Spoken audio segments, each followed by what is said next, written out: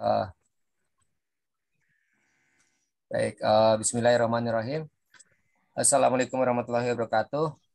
Yang saya hormati dan saya banggakan Profesor Abu Azhar Asra. Di sini ada Bapak senior-senior di di forum ini. Ada Pak Slamet Sutomo, ada Pak Heru, ada Mas Risanto, ada Pak Arizal dan teman-teman sekalian. Alhamdulillah pada pagi ini kita bisa akan memperoleh siraman ilmu yang insya Allah nanti akan disampaikan oleh Prof. Abu Zar. Dan pada kali ini Diaspora menampilkan seri yang ke-14, seingat saya 14 nih, mungkin mudah-mudahan koreksi kalau salah, menampilkan materi yang cukup menggelitik, statistik berfilosofi, dan ini menjadi salah satu substansi yang buku dari Pak Prof. Abu Zar Asra. Nah, untuk hari ini kita akan dipandu oleh moderator kita, Dr. Faharudin dari BKKBN. Mudah-mudahan hari ini kita cukup bisa menerima gizi ilmu yang cukup bagus dari Prof. Abu Zar, dan hari ini juga nanti insya Allah seperti yang sudah-sudah banyak yang menonton, kadang-kadang lebih banyak di YouTube-nya Prof. Jadi insya Allah ini kadang-kadang kalau pagi Sabtu mungkin banyak aja halangan, seperti Mas Ardi ini lagi di jalan ini sepertinya. Baik, untuk memulai, untuk tidak berpanjang, kita akan menikmati gizi ilmu dari Profesor Abu Zar Asra. Kami persilakan moderator Mas Faharudin. Kami persilakan Mas Faharudin. Terima kasih. Assalamualaikum warahmatullahi wabarakatuh. Waalaikumsalam warahmatullahi wabarakatuh. Terima kasih Pak Roni. Bismillahirrahmanirrahim. Assalamualaikum warahmatullahi wabarakatuh. Assalamualaikum. Bapak Profesor Abu Zar Asra, Bapak Ibu peserta webinar yang berbahagia, yang tidak dapat disebutkan satu persatu. Alhamdulillah, puji syukur kehadirat Allah Subhanahu wa taala pada kesempatan pagi hari ini kita bertemu dalam acara yang sangat penting, yaitu salah satu webinar berbagi ilmu ya, mendengarkan pencerahan dari salah seorang guru kita, Profesor Abu Zar. Tadi sudah disampaikan Pak Roni. Mudah-mudahan ini yang kegiatan seperti ini akan menjadi kegiatan rutin yang bermanfaat bagi kita semuanya. Bapak Ibu yang berbahagia, perkenalkan nama saya Faharudin. Saya alumni AIS Angkatan 36. Saat ini bekerja di BKKBN. Terakhir saya di BPS Provinsi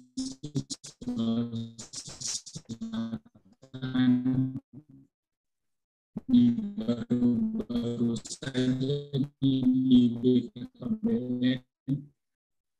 Nah, pagi hari ini saya diamanahi untuk memimpin ini, dan pada pagi hari ini juga kita salah seorang guru kita yang sangat luar biasa. Pengalaman beliau tidak hanya di tingkat nasional, tetapi juga kita tahu semua di tingkat internasional. Banyak karya-karya beliau berkaitan dengan buku-buku statistik ya, maupun artikel-artikel ilmiah di internasional, ya, jurnal internasional. Beliau adalah Profesor Abu Zar Asra, BST, MSc, PhD. Beliau merupakan guru besar dari Sekolah Tinggi Manajemen dan Ilmu Komputer Muhammadiyah Jakarta, dan beliau juga dosen di beberapa universitas, termasuk di Sekolah Tinggi Ilmu Statistik. Beliau merupakan alumni Akademi Ilmu Statistik angkatan 15, mudah-mudahan tidak salah, lulus tahun 76. Ya, gelar MSc beliau diperoleh dari University of Michigan, USA, dan gelar PhD dari Griffith University, Australia. Beliau pernah bekerja di BPS sebagai peneliti ahli utama, merangkap sebagai Kepala Bagian Analisa dan Pengembangan Statistik Kependudukan. Pengalaman kerja beliau sebagian besar di lembaga-lembaga internasional, diantaranya di ADB, di IDB, Islamic Development Bank, dan juga di Australian National University.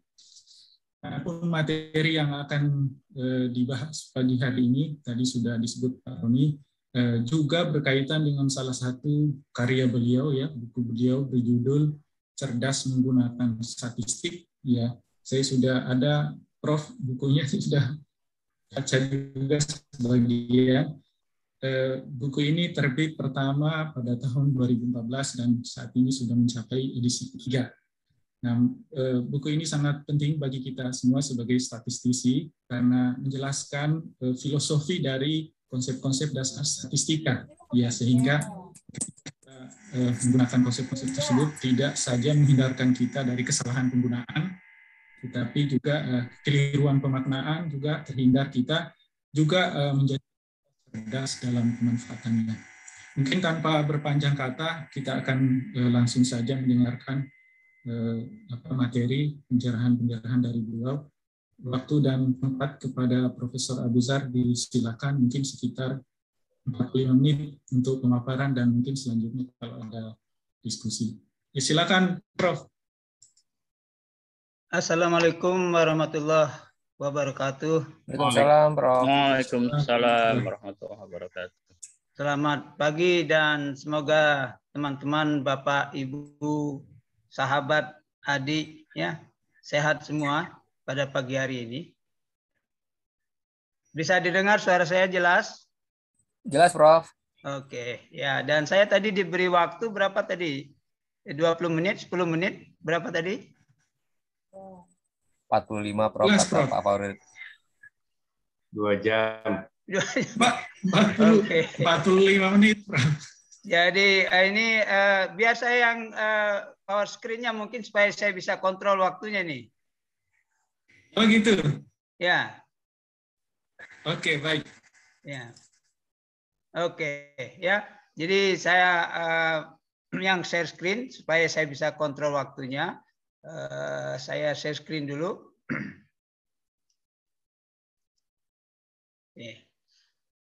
Mudah-mudahan bisa dilihat ini screen-nya ya. Siap, bisa, Prof. Oke, alhamdulillah. Jadi kita saya lihat ini ya, sebentar ini. Oke. Yang pertama dan utama tentunya kita semua bersyukur ya pada pagi hari ini bisa berkumpul. Prof, tolong di full screen, Prof. Kenapa?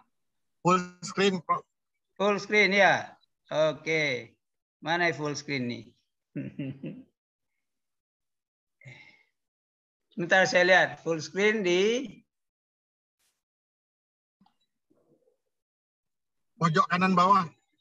pojok kanan bawah. Ya, ada tuh kayak gambar. Ada nggak? Nggak ada itu gambarnya itu. Ada Inggris, ada apa ini? Ada gambar bendera. Ya udah, Prof, nggak apa-apa. Yuk. Ya, sebentar saya lihat mungkin ada ini ya. Ini belum kelihatan ini. Ada view di atas juga. View Oh, ada view ya, oke. View. Atau F5 juga boleh, Prof. Oke. F5 langsung Di pencet. F5 ya? Iya, siap. Oke, ini Gatek ini ya. F5. Mesti keluar dulu ini ya. Oh, dia di layar. Iya. Nah, baru F5. Siap. Ya. Nggak mau dia mungkin. Oh, nggak mau ya. Oke. Oke. Ini mesti ada anunya ini ya. Oke, nggak apa-apa. Nanti lihat ini.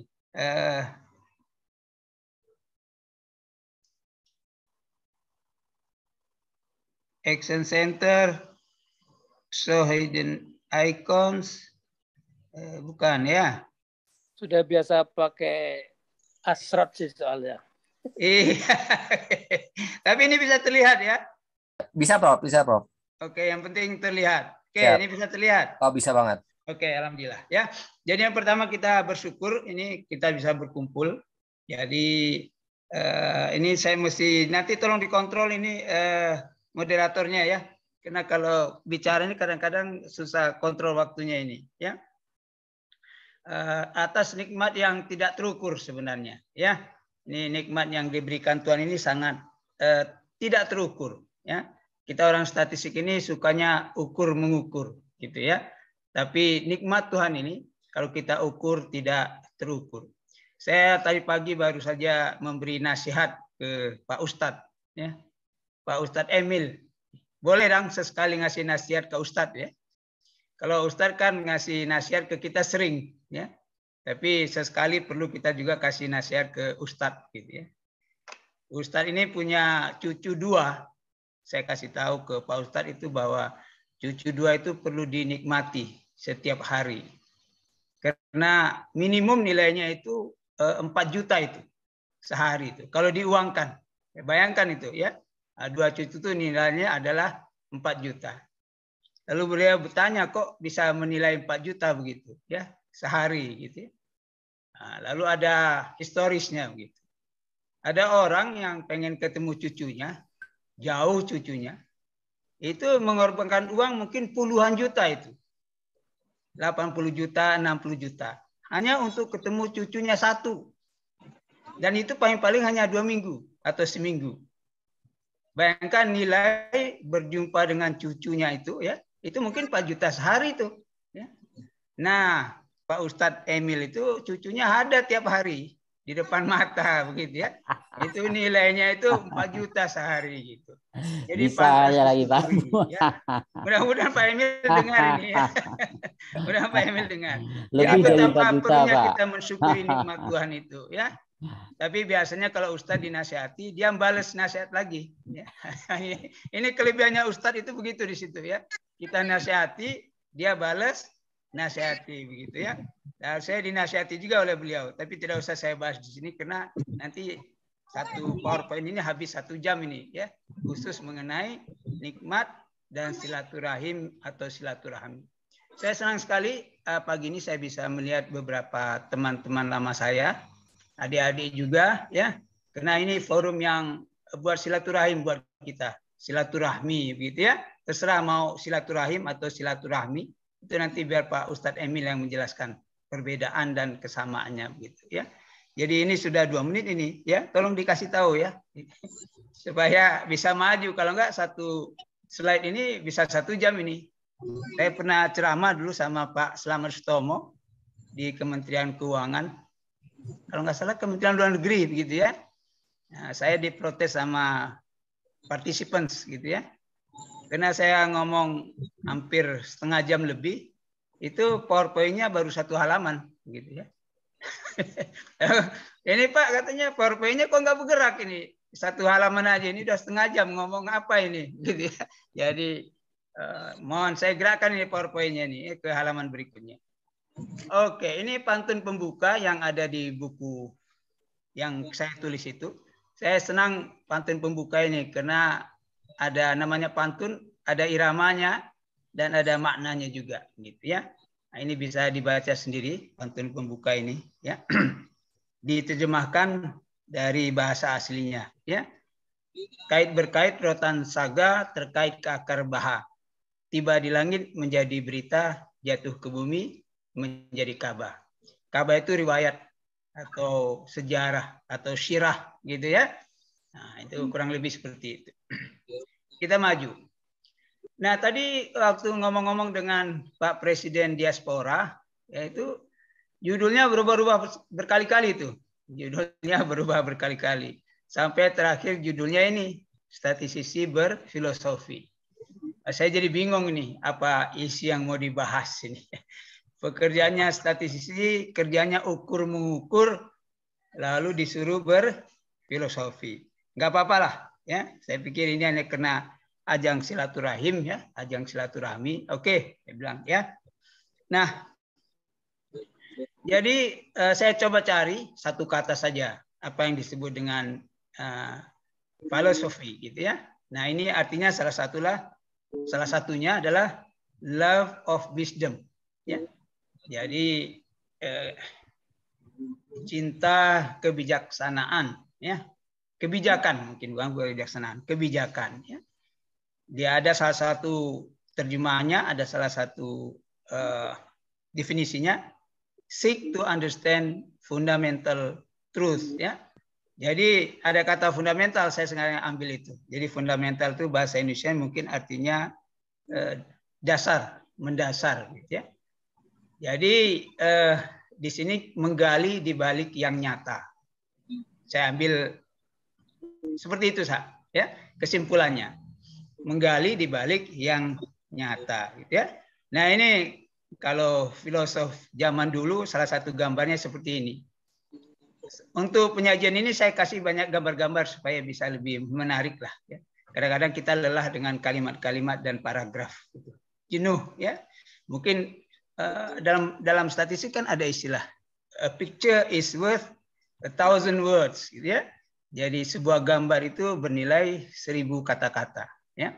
Jadi dari gambar ini sudah bisa dipahami lah apa yang dimaksudkan. Ya. Oke, kita lanjutkan. Nah, kalau presentasi yang tradisional, itu mulai dari pertanyaan, di ujungnya adalah kesimpulan. Oke? Nah, kalau yang kita sekarang ini, karena statistik berfilosofi, gitu ya, mencari makna tersembunyi, maka yang kita lakukan sekarang ini, pertanyaan di awal dikit, tapi di ujung nanti semuanya pertanyaan. Jadi dengan yang hari ini presentasinya, hasil dari pertemuan ini mungkin lebih banyak pertanyaannya daripada jawaban, gitu ya. Jadi mohon dimengerti kalau apa yang dibahas di sini tidak jelas, namanya berfilosofi. Ya, orang filosofi ini kadang-kadang nggak jelas, gitu ya, nggak jelas. Banyak teman-teman yang muda yang mencoba berfilosofi gitu. Kelihatannya jadi aneh. Jadi kalau mau berfilosofi itu pada umumnya tua dulu, gitu ya. Kalau muda sudah mulai berfilosofi, munculnya jadi aneh-aneh. Kadang-kadang saya pernah ketemu itu dulu di kantor ya. Ada satu yang suka sekali dengan filosofi. Orangnya itu aneh. Aneh menurut kita tentunya. Ya. Kalau dia bicara, kita tidak memahami apa yang dia kehendaki. Karena selalu mencari makna tersembunyi. Ya, saya ambil contoh bilangan 4, 3, 2, 1. Kita mencari makna tersembunyi. Bilangan 4, 3, 2, 1 itu 4 lebih besar dari 3, daripada 2, daripada 1. Tetapi kalau kita naik karir, malah mengecil itu. Ya. Mengecil dari eselon 4 ke eselon 3, ke eselon 2, ke eselon 1, gitu ya. Nah, kok mengecil, ya? Kan bilangannya 4 yang lebih besar daripada 3, daripada 2, daripada 1. Nah, kalau kita naik karir, mengecil. Nah, tentunya ada makna tersembunyi di balik proses ini. Mungkin tanya BKKBN ini, ya. Apa filosofi di balik ini? Eselon 4, eselon 3, eselon 2, eselon 1. Saya coba-coba renungkan apa filosofinya. Mungkin filosofinya seperti ini. Ya. Jadi kalau naik eselon, mengecil, maksudnya naik pangkat makin tinggi, jabatan makin tinggi, jangan makin merasa besar. Tetapi mesti merasa makin kecil. Di atas langit masih ada langit, gitu ya. Jadi mestinya makin tinggi eselon, makin merunduk. Bukan seperti ilalang di sini, begitu ya. Makin tinggi tak ada isinya, tapi di sini makin tinggi, makin berisi, makin merunduk.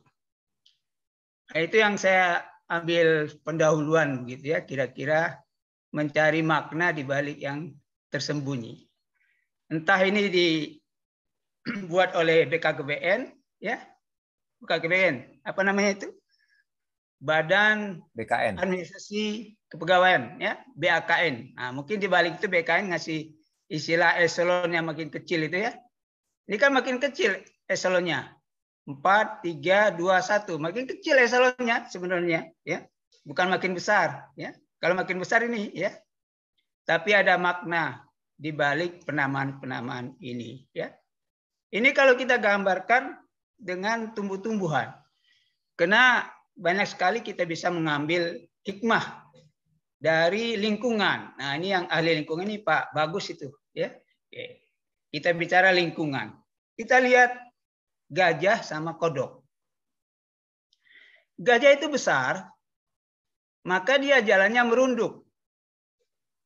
Kodok itu kecil, Karena dia kecil, dia suka membusungkan dadanya dan suka lompat-lompat. Kalau habis hujan tuh teriak-teriak ke sana ke sini, menunjukkan keberadaannya. Ya. Nah, jadi mestinya kalau makin besar, jalannya makin merunduk seperti gajah ini. Ya. Jadi jangan sampai gajah bermental kodok, gitu ya. Nah, itu yang lebih susah itu. Ya. Oke, saya kira itu pendahuluan itu. Udah berapa menit nih? Masih ada waktu saya ya? Panjang, Prof. Lanjut, Prof. 2 jam, Prof. Oke, itu baru pendahuluannya ya. Itu pendahuluannya itu. Mudah-mudahan ada makna dari pendahuluan tadi, gitu ya. Kita lanjutkan. Nah, ini kalau di bahasa Minangnya itu ada istilah ini, ya. Alun takile alah takalam. Ya. Belum terkilat sudah terkalam. Jadi bahasanya bahasa kolbu ini, ya, bahasa kolbu. Belum kama juga kalau membuka buku satu halaman, halaman depan, halaman akhir sudah tahu isinya. Itu kurang lebih seperti itu, gitu ya. Nah, ini ada ungkapan dari seseorang, bukan statistician, tapi saya kira bagus juga ungkapannya. Statistics are no substitute for judgment. Jadi akal sehat itu penting untuk belajar statistik. Karena itu yang masuk ke sekolah-sekolah statistik, yang belajar statistik, harusnya yang punya akal sehat. Kalau tidak punya akal sehat, jangan masuk atau ngambil jurusan statistik. Gitu, ya. Jadi akal sehat itu penting. Tidak bisa digantikan dengan statistik. Ya. Logika. Saya ambil cerita ini. Nah, ini kalau orang tua ini sukanya cerita ini. Jadi dalam presentasi ini mungkin ada 3 atau 4 kisah. Nanti dari kisah itu teman-teman, adik-adik, bapak, ibu bisa mengambil maknanya dari kisah tersebut. Ada seorang kakek tua, kalau kakek tentunya tua ya, terjatuh ke dalam sumur tua. Ya, kakek tua jatuh ke sumur tua. Nggak apa-apa, ini bahannya ada, tapi kita sesuaikan saja kecepatannya dengan bahan yang ada. Ya. Ini bisa, PowerPoint yang saya siapkan ini bisa 4 sesi nih. Ya. Kita lihat saja sampai berapa selesainya. Seorang kakek tua terjatuh ke dalam sumur tua. Itu gambar sumur tua itu. Mudah-mudahan semuanya bisa lihat ini gambar sumur tuanya. Oke, katakan kedalaman sumur itu 10 meter. Ya. Lalu kakek tua itu jatuh 8 meter. Dia jalan pagi-pagi, biasalah kakek kan jalan ke pagi-pagi itu ya. Lalu tersandung, jatuh ke sumur tua. Dia langsung ke bawah itu. Tapi kakek tua ini rupanya cerdik juga. Atau mungkin pinggiran dari sumur tersebut tidak terlampau licin. Jadi ada legokan sedikit-sedikit gitu. Jadi dia tidak jatuh ke dasar, tapi berhenti di ketinggian 2 meter. Ketinggian 2 meter. Kemudian dia merayap naik 6 meter. Sampai ketinggian 6 meter. Jadi dia merayap naik itu 4 meter ini. Ya. Dia jatuhnya kurang lebih 8 meter. Ya. Ini kisah kakek tua ini. Gitu ya. Jadi coba dibayangkan seorang kakek tua jalan pagi-pagi, kesandung, jatuh ke sumur tua, dalamnya 10 meter, sumur ini kering, ya, kayak cerita Nabi Yusuf itu, ya, sumurnya kering. Kalau sumurnya dalamnya 10 meter juga, airnya sudah lain ceritanya ini, ya. Cerita ini pakai asumsi, statistik itu banyak asumsi. Jadi asumsinya sumurnya kering, asumsinya pinggiran sumur itu tidak terlampau licin, jadi ada tempat dia untuk mengaitkan tangannya, sehingga dia jatuh tidak ke dasar. Kalau dia jatuh ke dasar, udah selesai ceritanya, gitu ya. Kalau kita buat ceritanya jatuh ke dasar, hancur kepalanya, badannya remuk, udah selesai ceritanya. Jadi ceritanya dibuat dia berhenti di kedalaman 2 meter. Lalu dia merayap naik. Rupanya dia punya ilmu ini, belajar dari Kopingho dulu, ya. Ada ilmu cecak apa, ilmu cecak merayap dinding gitu ya. Nah, ini Kopingho, kalau ada yang baca buku Kopingho bisa ini, ya. merayap naik.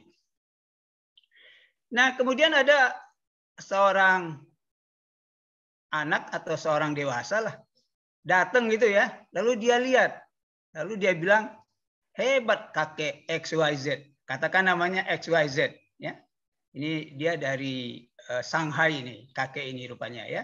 Jadi dari Shanghai, sudah tua, namanya XYZ. Dia bisa naik dari posisi 2 meter ke posisi 6 meter. Jadi dia naik 4 meter, gitu ya. Ya. Sedangkan turunnya kan 10 meter ke posisi 2 meter. Lalu dia hitung-hitung ini, ya. Dari 2 meter ke 4 itu kan ke 6 kan bedanya 4. Ya. Jadi lalu 4 lalu dari 2 meter 4 per 2 kali 100%, 200%. Hebat ini kakek, naik 200%.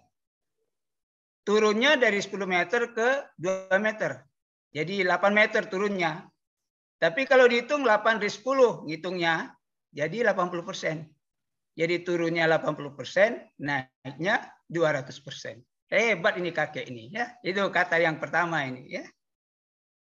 Kata yang kedua, tidak hebat lah katanya ya. Dia kan jatuhnya 8 meter. Naik cuma 4 meter. Bahkan masih di dalam sumur. Belum selamat lagi. Kalaupun keluar sumur, mungkin struktur tubuhnya mungkin sudah goyah. Ya. Ini kata yang kedua. Jadi ada 2 orang itu. Ya. Nah ini saya hanya memberikan gambaran satu fenomena. Ya. Bisa 2 komentar ini. Ya. Nah, mungkin yang lain bisa beri komentar yang lain lagi. Ya. Jadi ini dikaitkan dengan isu akhir-akhir ini. Kenaikan perekonomian setelah turun akibat pandemi. Nah, ini kan rame nih, ya, rame. Wah, naiknya hebat betul gitu ya. Tinggi betul. Setelah turun, ya. Nah, setelah turun naiknya tinggi betul. Kita lanjutkan ini, ya. Kalau kita turun tangga, turun dari 6 ke 5, maka turunnya 17%. Kalau kita naik dari 2 ke 3, sama-sama satu tangga, naiknya 50%. Secara absolut, perubahannya sama-sama satu tingkat. Tetapi kalau dilihat relatif, naiknya hebat betul itu. Naiknya 50%, turunnya cuma 17%. Ya. Ya, ini sekedar gambaran permainan angka, ilusi statistik, bahwa semuanya itu pada umumnya seperti koin, ada 2 sides of a coin. Kalau dia koin itu mesti ada 2 sisi. Sisi yang satu ini menarik ini ya, in God we trust. Nah, bayangkan koin itu dari Amerika, dia ini beriman juga dia, bukannya nggak beriman ya. Siapa bilang orang Amerika nggak beriman, gitu ya? Dibaca tuh di koinnya aja, in God we trust, ya.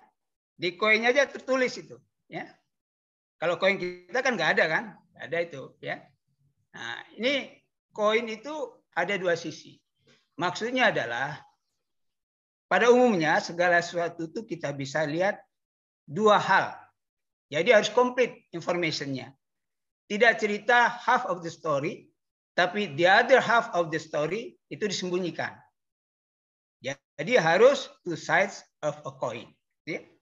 Mudah-mudahan ini bisa dipahami satu khusus ini ya. Saya lompat saja ini nanti.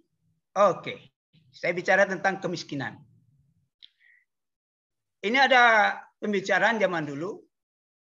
Are we measuring what we are going to measure? Apakah kita mengukur apa yang akan kita ukur? Nah, itu ya kurang lebih. Jadi ada 2 hal di sini. Apakah apa yang akan kita ukur? Lalu apakah kita mengukur yang kita mau ukur? Ya. Nah, saya hanya bicara yang satu ini saja, karena waktunya terbatas. Sekarang ini kita lihat angka kemiskinan turun. Baik sekali, bagus. Ya. Angka kemiskinan turun, di mana-mana turun. Ya. Tapi ada 2 hal yang perlu kita renungkan. Kalau istilahnya adalah konsistensi dan relevance. Nah, angka kemiskinan yang turun terus-menerus itu, kalau kita cek, mungkin berdasarkan ukuran yang lama. Mungkin 10 tahun, 15 tahun, 20 tahun yang lalu digunakan untuk masa kini. Nah, tentunya tadi ada two sides of a coin, ya.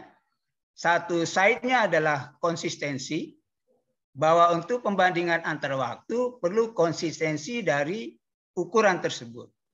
Tetapi the other side of a coin-nya adalah relevance. Apakah ukuran kemiskinan 20 tahun yang lalu, 10 tahun yang lalu masih relevan pada kondisi masa kini? Itu pertanyaannya, ya. Maka orang bisa bilang, wah itu udah ketinggalan zaman itu. Zaman sekarang lain, gitu ya. Itu kadang-kadang muncul seperti itu, ya. Bahwa ukuran masa lalu mungkin tidak bisa merefleksi kondisi masa kini. Itu yang perlu direnungkan. Nah, ini kisah lagi. Ya, saya bilang, ini ceritanya banyak kisah ini, ya. Nah, ada jemaah, ya. Jemaah ini bertengkar dia, ya. Pada suatu waktu bertengkar, keluar dari tempat ngerumpi mereka. Jemaah ini ngerumpi nih, ya. Lalu yang satu bilang, ngelihat ke atas, langit itu warnanya biru. Satu jemaah lagi keluar, langit itu warnanya kuning. Yang satu lagi jemaah keluar, tidak kuning, itu merah warnanya. Mereka bertengkar mengenai warna langit. Lalu datang kepala jemaahnya ini. Setelah diperiksa ternyata jemaah itu pakai kacamata, pakai lensa yang berwarna berbeda-beda. Satu lensa kacamatanya biru, satu lensa kacamatanya hitam, satu lensa kacamatanya kuning, yang satu merah. Jadi fenomena yang sama dilihat dengan persepsi yang beda, dengan konsep dan definisi yang beda, tentunya berbeda kesimpulannya. Ini gara-gara ini jemaah yang bertengkar pakai lensa kacamata yang berbeda warna. Nah, mudah-mudahan kalau kita ingin bicarakan suatu hal, kita samakan dulu. Ya, pakai lensa kacamata yang warna mana? Supaya tidak bertengkar. Atau jangan bertengkar.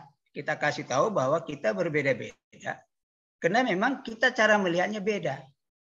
Indikator yang kita gunakan beda. Ukuran yang kita gunakan beda. Lakum dinukum waliyadin. Ya, masing-masing jalan sendirilah, gitu ya, nggak usah berkelahi. Ya, nah itu, ya. Kita lanjutkan. Itu yang pertama tadi. Yang kedua, masalah agregasi. Orang statistik itu pada umumnya kerjanya melakukan agregasi. Agregasi itu adalah, dalam contoh ini, kita punya data rumah tangga, kumpulkan ke RW, kalau kelurahan, kecamatan, kabupaten, provinsi, nasional. Nah, kita punya angka nasional ini, agregat, atau angka provinsi, yang juga agregat, kabupaten, yang juga agregat. Nah, dalam proses agregasi itu, ya, proses agregasi, maka hilang informasi. Terjadi proses kehilangan informasi. Ya, yang pertama adalah kalau kabupaten-kabupaten kita gabungkan angkanya ke level provinsi, maka yang terjadi adalah kita kehilangan informasi variasi antar kabupaten. Jadi ada loss of information. Begitu kita naik ke nasional, ada informasi yang kita hilang, yaitu variasi antar provinsi. Ya, jadi loss of information. Proses agregasi. Kita harus sadari itu, ya, sebagai orang statistik, ya. Nah, akibat yang lain adalah agregasi bisa menyesatkan. Bisa menyesatkan. Ya. Jadi gambaran-gambaran makro itu bisa menyesatkan. Dia bisa beda dengan gambaran-gambaran mikro. Saya ambil contoh yang paling sederhana. Ini di cook up aja. Angkanya di cook up. Tapi kalau ada yang tertarik dengan angka sesungguhnya, ada di beberapa tempat. Di buku itu ada saya sebutkan. Ya. Misalnya ini di tahun 2000, 2010, persentase kelompok miskin, persentase penduduk miskin menurun. Ya. Very good. Very good. Ya. Menurun, walaupun kecil tapi menurun lah. Yang penting menurun. Ya. Ini kan bisa diakali ucapannya gitu ya. Ada yang bilang, oh ini kecil turunnya, tapi kan turun, gitu ya. Nulis kan bisa macam-macam, gitu kan? Ya, ya oke, yang penting turun. Lalu ternyata kita amati, katakan provinsi ini hanya 2 kabupaten. Ya, ternyata persentase penduduk miskin di 2 kabupaten itu, dua-duanya naik. Dua-duanya menaik, gitu ya. Nah, ini gambaran makro, beda dengan gambaran mikro. Kita lihat di beberapa kabupaten, persentase kemiskinannya menaik. Tapi begitu digabung menjadi provinsi, persentase kemiskinannya turun. Nah, mau lihat yang mana? Mau lihat yang mana? Gitu ya.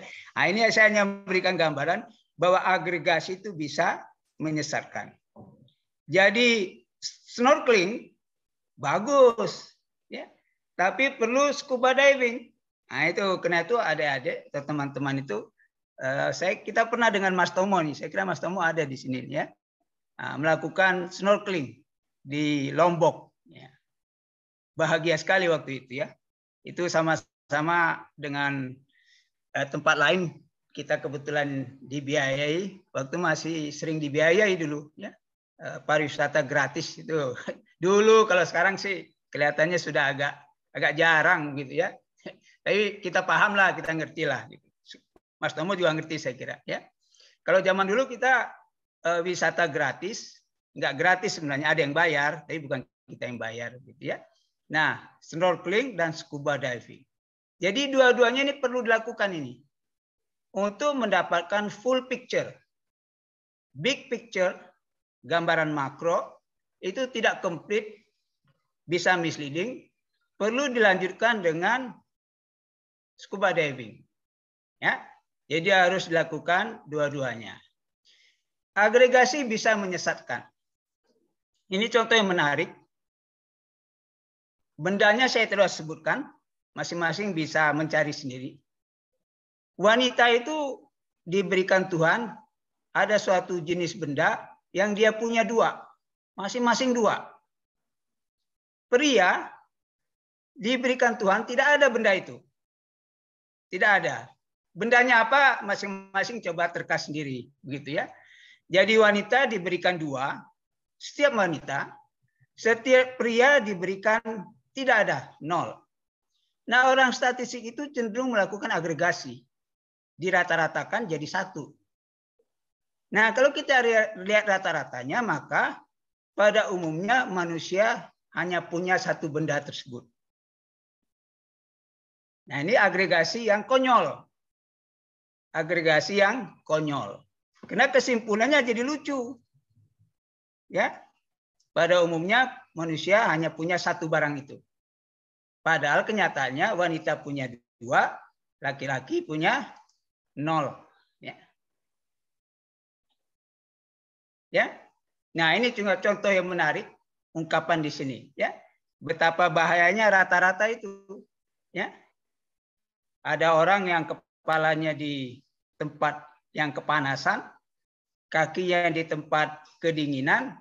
Kalau diambil rata-rata, on average, I am okay. Gitu. Jadi waktu ditelepon temannya, bagaimana kamu keadaannya? Saya oke secara rata-rata. Tapi kepalanya sudah hampir terpanggang, kakinya hampir membeku. Secara rata-rata, oke. Ya. Ini hati-hati dengan rata-rata begitu. Ya. Ini contoh yang menarik. Kita lanjutkan. Saya kira punya waktu berapa lagi nih? Mana moderatornya? Masih banyak, Pak. Lanjut. Oke. Semakin menarik soalnya. Oke, sekarang kita lihat tentang regresi. Mohon maaf ini kalau ada teman-teman yang di sini ada 3 kelompok yang ikut ini. Satu yang sudah belajar statistik, satu yang sudah belajar filosofi, satu yang sedikit statistik, sedikit filosofi. Peminat statistik dan peminat filosofi. Nah, dalam statistik itu ada namanya regresi, ya, regresi namanya. Ya.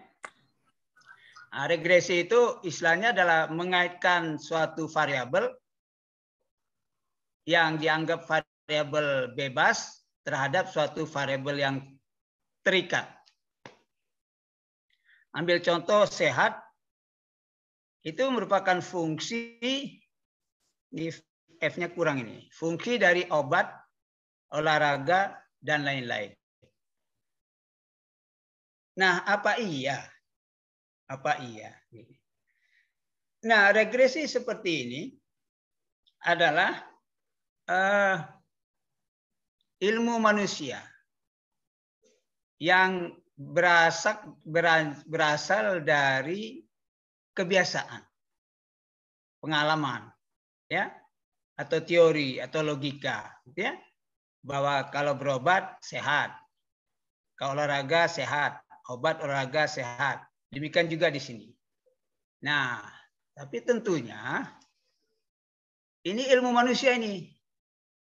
Tapi belum tentu kalau berobat akan sehat. Berolahraga akan sehat. Gitu ya.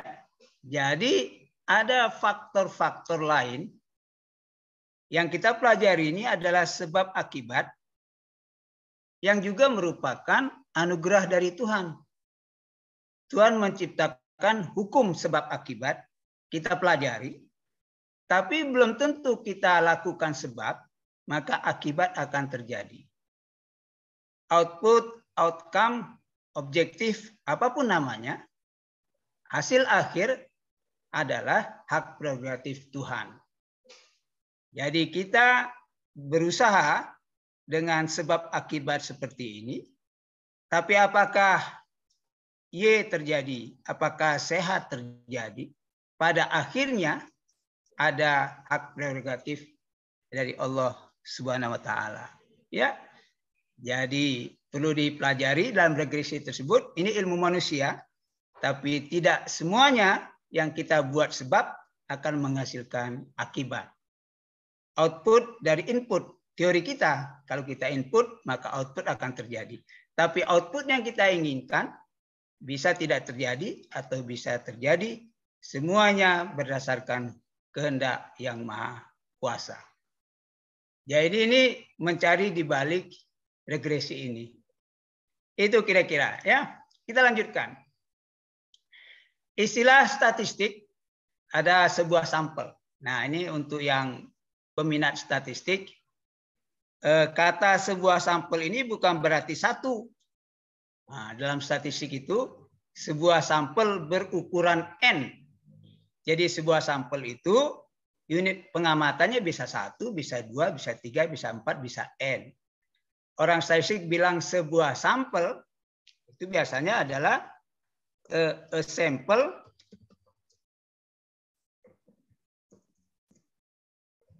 of size N, ya. Jadi sebuah sampel tapi isinya tidak harus 1, ya. Nah, yang saya ingin di sini banyak nih, tapi banyak waktunya nanti terhabis. Satu hal yaitu ada suatu fallacy, suatu kesalahan yang sering terjadi yang diistilahkan adalah exception fallacy. Nah, bahasa Jawanya adalah jangan gebiah uyah. Ya. Gebiah uyah, mudah-mudahan orang Jawa ngerti nih maksudnya ya. Nah, dengan gebiah uyah aja ngerti maksudnya. Ya. Jadi dalam proses pengambilan sampel, tentang inference dari sampel, itu kadang-kadang orang dengan sampel 1 atau 2 lalu mengambil keputusan, mengambil kebijakan. Ada suatu kisah di suatu negeri antah berantah, seorang menteri menggagalkan sebuah program, misalnya, ya, karena dari sekian banyak yang ikut program tersebut, ada 1 atau 2 yang gagal. Maka disimpulkan program itu ditutup. Itu kan gebiah uyah namanya, ya. Hanya berdasarkan 1-2 pengamatan lalu diambil sebuah keputusan yang sangat penting. Jadi yang perlu diingat di sini dalam kita menggunakan sampel, jangan gebiah uyah gitu ya. Ini bahasa Jawa ini ya, saya hanya ngambil aja nih ya. Nanti orang Jawa bisa menjelaskan. Kisah lagi sekarang, kita balik ke kisah. Ini kalau orang tua sukanya kisah ini, suka cerita karena banyak cucu gitu ya. Nah, biasanya kan nemani cucu itu, "Kek, Nek, cerita dong." Nah, itu ya. Jadi hobinya cerita ini. Nah, ini kisah seorang statistisi muda yang melakukan survei ya. Maaf, saya minum dulu ya.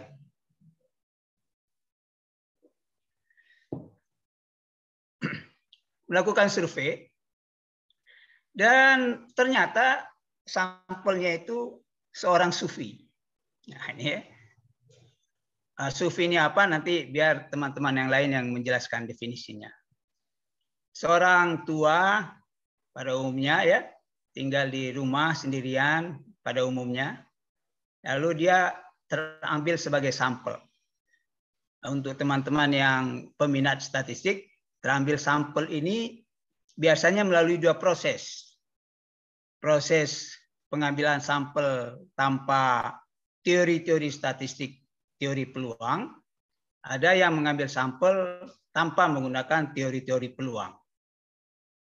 Nah, kemudian dalam kisah ini, statistisi ini ngambil sampel dengan teori peluang. Ya. Nah, kemudian terambillah sufi ini sebagai sampel. Maka datanglah statistisi ini ke sufi tersebut untuk melakukan interview. Zaman dulu sebelum masalah COVID atau pandemi, itu interviewnya biasanya dilakukan face to face, ya, berhadapan muka, ya. Jadi statistis ini berjumpa dengan sufi tersebut di rumah sufi itu, ya, lalu akan melakukan interview. Saya persingkat cerita ini, ya. Kalau diperpanjang ini bisa 1 buku nih kisahnya ini, ya. Oke, saya persingkat. Sufi itu bertanya kepada statistisi ini, saya ini kok diambil sebagai orang yang mau diinterview.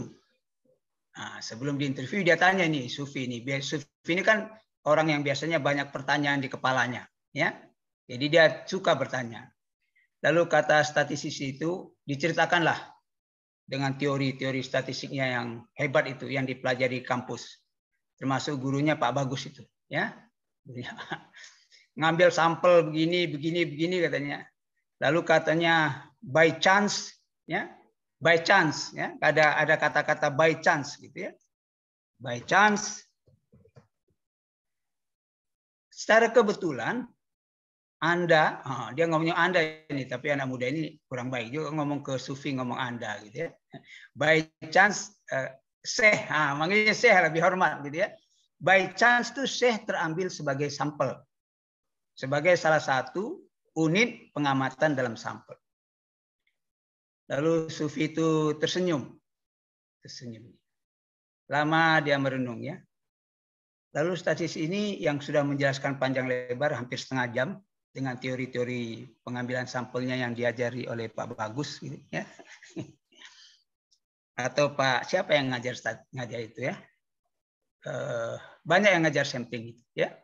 Lalu sufi itu tersenyum lalu berkata ke statistisi muda ini, "Wahai statistisi muda," dia pakai kata wahai, "bertobatlah kamu." Disuruh bertobat, gitu ya. Wah, kaget statistisi muda ini. Kok saya disuruh bertobat, sufi? Kata sufi ini, tak ada di dunia ini yang semua terjadi by chance. Tidak ada di dunia ini yang terjadi secara kebetulan. Semuanya itu sudah ada rencana Allah apa yang akan terjadi. Jadinya bertemunya saya sama kamu, terambilnya saya sebagai sampel, itu bukan by chance. Sama sekali tidak by chance. Nah, lalu dia mengutip kalau di Quran At-Takwir ayat 29. Gitu ya. Jadi dia bilang jangan bilang by chance. Itu saya sudah ditakdirkan jadi sampel, gitu ya. Nah, ini ingat nih lagu Autumn Leaves ya. Ada teman saya nggak usah sebutkan namanya, pencipta lagu Autumn Leaves ini. Lalu Sufi itu mengutip ayat Al-An'am ayat 59. Tidak ada sehelai daun pun yang jatuh ke bumi tanpa sepengetahuan yang maha kuasa. Jadi bertobatlah wahai statisi muda. Itu kata si Sufi tersebut gitu ya. Jadi ini kisahnya, ini kisah mungkin ada manfaatnya, bisa direnungkan gitu ya. Tapi ini kisah antara Sufi dengan seorang statistis. Oke. Saya masih punya waktu berapa ini ya?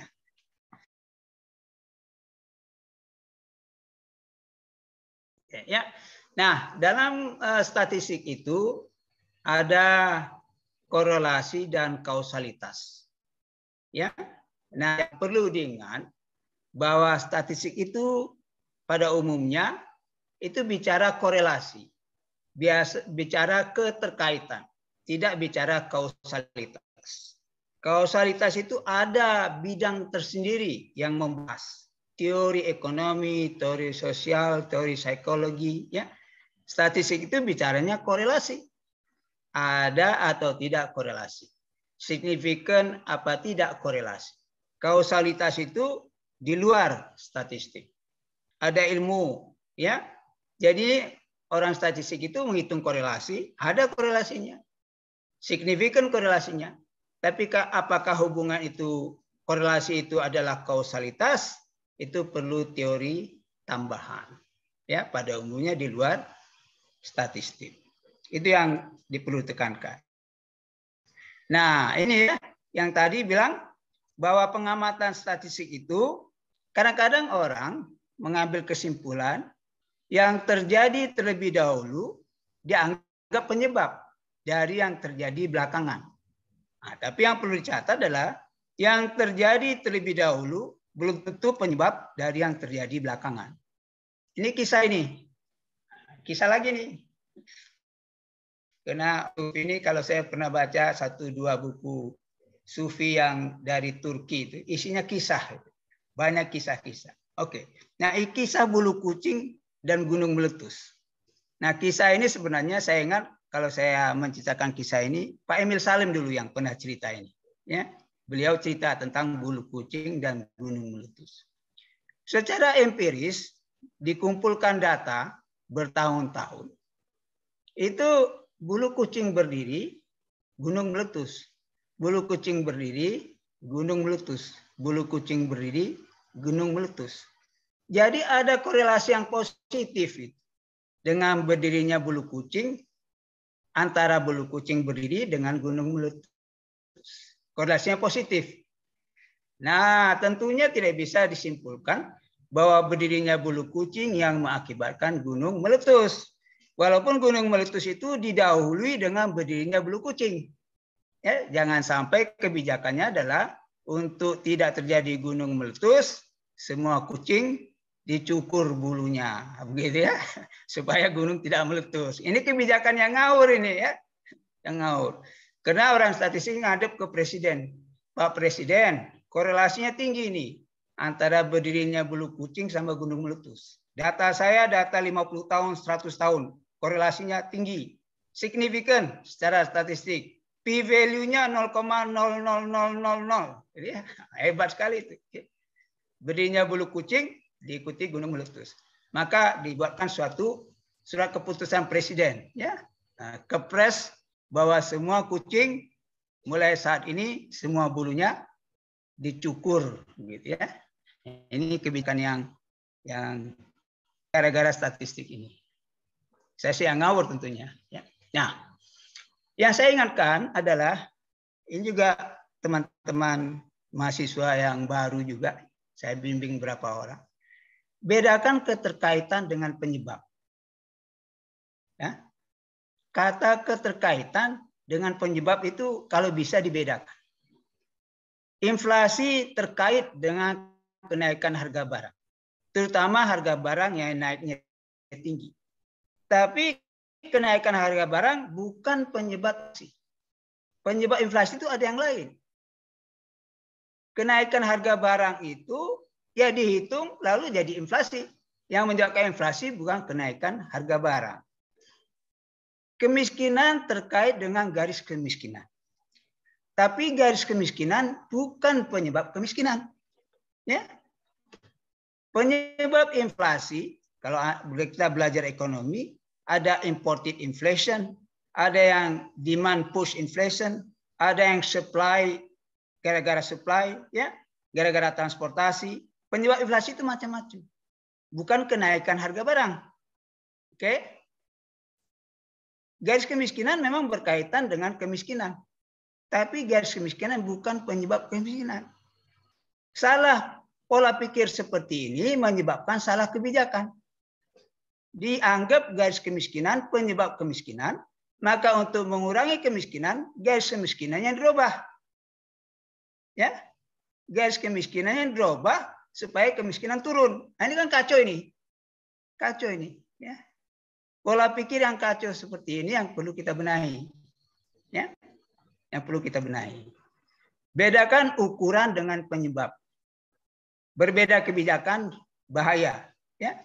Nah, ambil contoh ini. Oh, ini ya. Ini sudah ungkapan ini. Di cermin wajah terlihat buruk, jangan salahkan cermin. Ya, statistik itu kayak cermin. Kalau wajah kita terlihat buruk, jangan salahkan statistiknya. Kita tidak pandai menari, jangan salahkan lantai. Ya, nah, kita nggak pandai menari, lalu lantai diperbaiki. Ya nggak juga bisa menari. Ya, karena bukan lantai yang menyebabkan kita nggak pandai menari. Bukan cerminnya yang dibenahi, ya, supaya wajah kita cakep. Enggak juga ya, memang wajahnya udah buruk, udah tua gitu ya. Nggak bisa dihindari gitu ya. Nah, ini yang pernah terjadi bahwa kemiskinan di suatu daerah itu diukur dengan lantai rumah. Kalau lantai rumah itu tanah, maka rumah tangga itu dianggap miskin. Ya. Itu indikator kemiskinan, bukan penyebab kemiskinan. Tetapi karena salah pola pikir, maka yang terjadi adalah proyek semenisasi. Semua rumah-rumah di provinsi itu disemen rumahnya. Tidak ada lagi yang berlantai tanah. Kemudian dihitung persentase kemiskinannya jadi 0%. Tepuk tangan itu semua ya. Hebat provinsi ini 0% kemiskinannya. Tapi ukurannya adalah lantai rumah tidak ada lagi yang tanah. Yang di kotak-katik adalah indikator, bukan penyebab. Kemiskinan masih terjadi, tapi angka kemiskinannya 0. Gara-gara indikator kemiskinannya adalah lantai rumah. Tidak bisa membedakan antara terkait dengan penyebab. Inflasi itu terkait dengan kenaikan harga barang. Katakan harga barang, ambil barangnya cabai. Inflasi tinggi karena harga cabai naik. Katanya karena, mestinya terkait. Kalau dibilang karena harga cabai naik, maka cara yang termudah, copot saja cabai dari angka inflasi. Ya. Langsung inflasinya turun itu. Ya. Yang dibenahi adalah indikatornya. Ukurannya yang dibenahi, bukan penyebabnya. Ya. Nah, itu yang penting ini. Di balik yang tersembunyi. Gitu ya. We are closing. Jadi saya kira ada yang saya lompati beberapa. We are closing ini. Karena waktunya juga terbatas kita nih. Ya, nanti teman-teman bisa diskusi. Tadi saya bilang bahwa ini webinar orang dewasa. Webinar orang dewasa itu banyak yang mendiskusikan. Ya, lalu saya hanya menyampaikan isunya saja, gitu ya, isunya saja. Ya. Oke, nah kita lihat closing. Statistik itu bukan lensa kacamata. Ada kisah seorang raja dan lensa kacamata. Ya, kisah ini saya tulis di buku itu. Ya. Di zaman dahulu kala, zaman antah berantah, di suatu negeri antah berantah, nun jauh di sana, bukan di Indonesia ini kisahnya, ya. Jadi kisahnya kisah di sana itu, negeri sana itu, ya. Ada seorang raja, ya, yang hobinya itu pada pagi hari dia keluar dari tempat pembaringannya, lalu ke halaman, lalu melihat ke langit. Nah, pada suatu hari, ya, dia bilang keluar dia, lalu dia lihat langit. Dia bilang, langit ini warnanya merah ya. Padahal tuh langit itu warnanya tidak merah. Lalu pengawal yang di dekat raja itu buru-buru ambil lensa kacamata, lensa merah, ditempelkan ke rajanya itu. Oh, kan merah, betul kan merah? Katanya, ya merah, betul kan. Senang raja itu, ya. Dia kembali ke ruangannya, senang dia, ini merah memang. Besok dia kembali seperti kelakuannya itu, keluar lagi. Ini langit ini warnanya biru katanya. Buru-buru pegawai yang dekat itu, ya, kasih lensa kacamata biru. Oh ya kan biru kan? Biru, ya biru, ya biru kata. Siap biru, ya. Maka birulah warna langit itu, ya. Besoknya lagi dia keluar. Ini hari ini langit ini warnanya kuning nih katanya. Kata raja itu, ya. Dia nyeletuk. Maka buru-buru lagi diambil kacamata lensa kuning. Dipakaikan ke matanya lalu dia keluar. Memang betul kuning, ya. Betul kan? Saya bilang kuning, betul. Nah, itu statistik itu bukan seperti lensa kacamata seperti itu, gitu, ya. Itu yang pertama, cerita yang ada di situ. Nah, apa yang dibutuhkan? Ini saya ambil, ini bukan karangan saya nih. Idenya bukan dari saya ini, ya, tapi tabel ini saya buat, saya kreasi sendiri, gitu, ya. Ini ada di buku Leaders Legacy namanya, ya. Leaders Legacy. Ada bukunya itu, ya. Nah, yang dibutuhkan sekarang ini siapa? Model statistis itu ada dua. Ada yang penggembira, ada yang bukan penggembira. Nah, kalau di sana itu lovers sama unlovers. Karakternya ada yang kritis, ada yang tidak kritis. Nah, ini tabel 2x2 ini orang statistik biasa nih, 2x2 table. Nah, ini tabel kontingensi. Nah, kalau yang siapa nih, Pak Ardi ngajar di kelas gitu, ya. Nah, kita lihat bahwa ada penggembira, ada yang bukan penggembira, ada yang kritis, ada yang tidak kritis. Yang banyak mungkin yang mengelilingi leaders tersebut adalah penggembira yang tidak kritis. Ini bahaya sebenarnya kalau yang banyak ini. Atau yang banyak juga ini, bahaya juga ini. Bukan penggembira, tapi kritis. Dia berada di luar lingkaran, ya. Bukan penggembira dia, tapi kritis. Nah, ini juga banyak ini. Yang sedikit, ini yang diperlukan sebenarnya. Di kolom, maaf, di sel 1,1. Penggembira yang kritis. Critical lovers. Kalau kita punya istri yang baik itu adalah kalau kita berbuat kesalahan, ditegur. Kita pakai baju sama celana tidak sepadan. Bajunya warnanya kuning, celananya warnanya apa misalnya Pak Bagus yang tidak sepadan? Bajunya kuning, celananya belang-belang. Nah, ini misalnya. Lalu istrinya ngomong, Om, nah, ini. Kok manggil suaminya Om? Ada juga itu orang yang manggil suaminya Om, ya. Istrinya muda, suaminya tua gitu, ya. Om. Om, ini nggak pantas nih bajunya kuning, celananya kok belang-belang begitu, gitu, ya.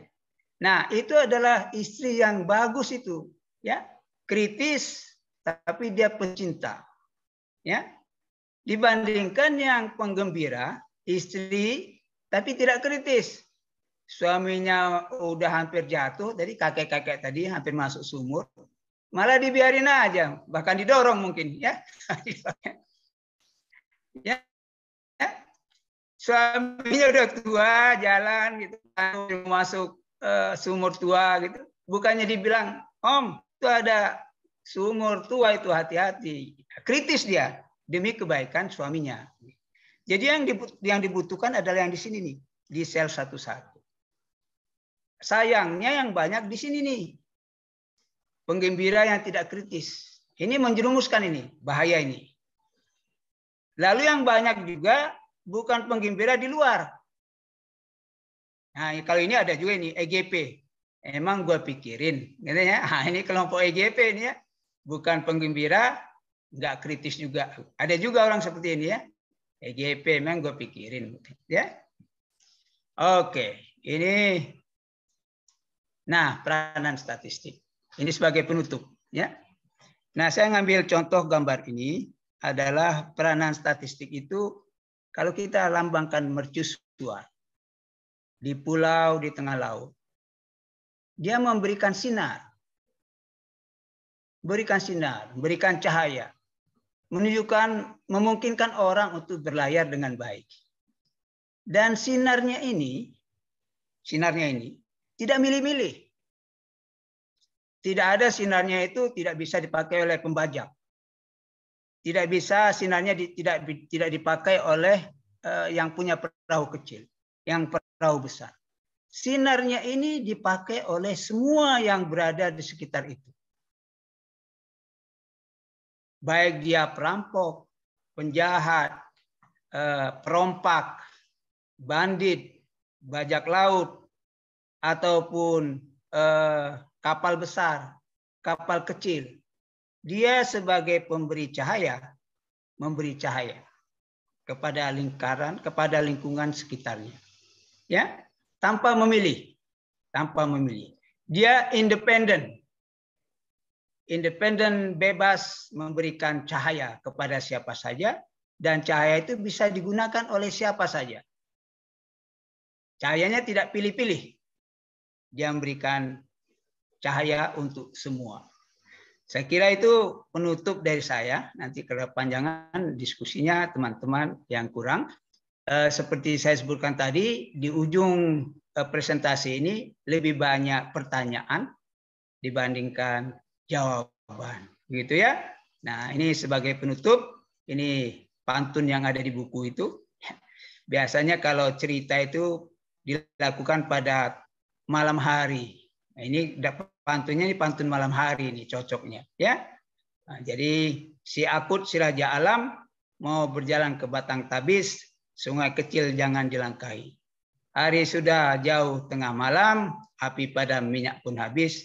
Di sini kabar diakhiri. Wassalamualaikum warahmatullahi wabarakatuh. Waalaikumsalam warahmatullahi wabarakatuh. Saya kira cukup dari saya. Makasih. Ya. Waalaikumsalam warahmatullahi wabarakatuh. Terima kasih Prof atas pencerahan yang diberikan kepada kami. Mungkin selanjutnya saya tidak akan menyimpulkan apa-apa. Mungkin saya beri waktu kepada Bapak Ibu semuanya yang ingin berkomentar atau bertanya atau mungkin berdiskusi. Pak Farudin, ya. Saya kira mungkin diminta teman-teman tidak usah bertanya, tapi saling berdiskusi antara teman-teman ini. Ya, saya bilang tadi di ujung itu banyak pertanyaan daripada jawaban, begitu ya. Ya, baik Pak. Ya, silakan Bapak Ibu yang mau berdiskusi, mungkin 3 orang dulu barangkali ya. Gimana? Silakan langsung bisa raise hand, Pak. Nah. Pak Emil barangkali ya, Pak. Silakan, Pak.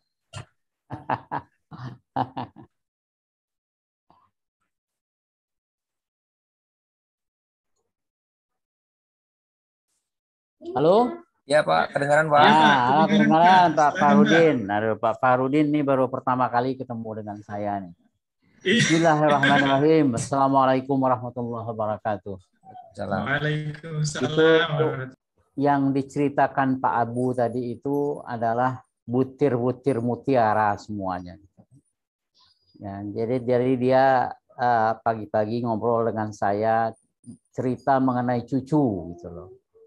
Jadi barangkali Pak Abu ingat dengan cucunya gitu. yang jauh di sana gitu. Sementara cucu saya ada di depan mata saya. Saya bilang ke Pak Abu, itu lebih dari 4 juta, Pak. Tidak ternilai harganya, Pak. Ya, lebih daripada eselon yang diceritakan Pak Abu tadi itu. Jadi yang paling penting mungkin yang diceritakan Pak Abu tadi itu, kita harus menempatkan diri kita sebagai seorang statistisi tadi itu pas gitu loh. Jangan kita menjadi orang-orang yang diceritakan Pak Abu tadi itu. Nah, itu yang saya pikir sekarang sangat menonjol sekali yang harus kita hadirkan sebagai seorang statistisi. Karena kejujuran itu sangat mahal sekali harganya sekarang ini. Ya, jadi apa yang kita katakan, apapun yang dibalik itu kita katakan juga gitu loh. Ya, seperti nyanyi Rinto Harahap tadi itu, katakan sejujurnya. Nah begitu. Ya, kalau nggak bisa kita bersatu. Gitu. Ya, inilah yang menjadi tantangan bagi kita sebagai seorang statistisi. Begitu saja saya dari Pak Farudin ini karena diganggu oleh cucu-cucu ini seperti kata Pak Abu tadi, banyak sekali pelajaran yang kita dapat peroleh dari presentase Pak Abu dan silahkan dibaca bukunya beliau ini. Demikian mudah-mudahan mencerahkan untuk kita dan banyak berguna bagi diri saya sendiri dan bagi kita statistisi pada umumnya. Assalamualaikum warahmatullahi wabarakatuh. Waalaikumsalam warahmatullahi wabarakatuh. Terima kasih Bapak. Mungkin selanjutnya ini ada yang angkat tangan Pak Zainal. Silakan Pak. Pak Zainal Ahmad. Baik. Assalamualaikum warahmatullahi wabarakatuh. Waalaikumsalam warahmatullahi wabarakatuh, Pak Zainal. Pak Emil komennya sedikit banget ya. Terima kasih nih Pak Emil nih. Pak Emil teman saya. Pak Abu guru saya ya. Saya terima kasih sekali nih dengar paparan Pak Abu ini sangat filosofis. Kebetulan saya mau cerita, kalau saya ini kan 2 tahun ini saya selalu berkoneksi dengan teman-teman kementerian lain, terutama dari PUPR, kemudian World Bank, gitu kan. Sering tuh yang artinya yang sebagian disampaikan Pak Abu itu sering kita sampaikan kepada mereka, gitu kan. Cuma kadang-kadang mereka juga nggak terlalu ini, gitu kan. Karena yang menyampaikan barangkali cuma konsultan lah. Hanya untung belakangan mereka tahu saya orang BPS gitu.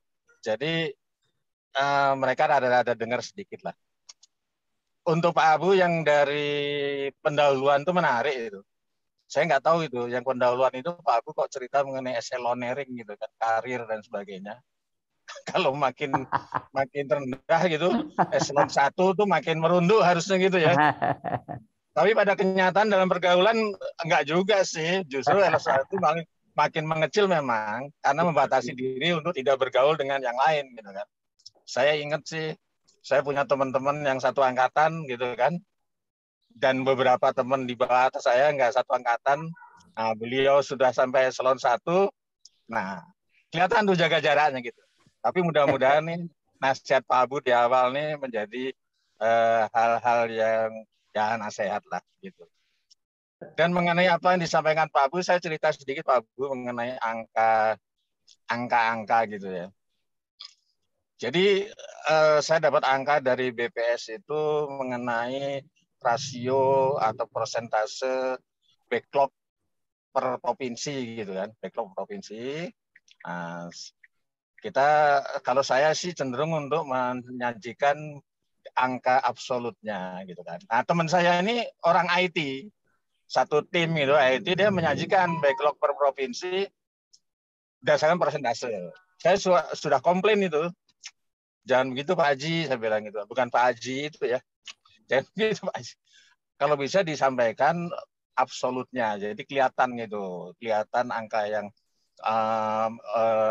yang kritis, yang tinggi sekali backlognya dengan yang bawah gitu. Kalau persentase akan kelihatan merata. Jawaban dia sih sederhana juga Pak Abu. Jawaban dia, saya menyajikan ini supaya kelihatan pemerataannya Pak gitu kan. Kelihatan pemerataannya. Jadi apa yang saya sampaikan dia nggak dengar tuh. Nah, itulah bedanya gitu kan. Kalau kita sesama koleha gitu kan. Nah, ternyata begitu dia pemaparan di PU, nah, direktur itu yang ini. Oh, jangan begitulah, nanti kita nggak kelihatan tuh. Backlog yang paling besar kan di Jawa Barat tuh.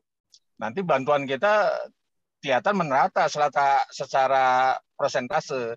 Tapi secara absolut jadi nggak merata. Gitu kan. Akhirnya diikutin tuh, Pak Abu. Jadi memang kita orang statistik ini ya bagaimana ya, harus banyak filosofis terutama ya dalam berbicara, dalam meletakkan angka-angka dan sebagainya gitu kan. Mungkin kita lebih banyak ngajarin orang kalau bergaul dengan teman-teman kementerian lain yang suka dengan statistik gitu kan, tapi tidak mengerti cara filosofi statistik. Itu aja Pak Abu, terima kasih Pak Moderator juga. Iya, terima kasih Bapak. Mungkin selanjutnya Pak Roni ya. Selamat dulu Pak. Pak selamat dulu. Ya, silakan Pak. Silakan Bapak. Selamat Pak, terima kasih kalau didulukan ya. Mohon maaf yang lain jadi belakangan. Ini Pak Abu nih CS saya dari dulu ya dengan Pak Agus dan macam-macam.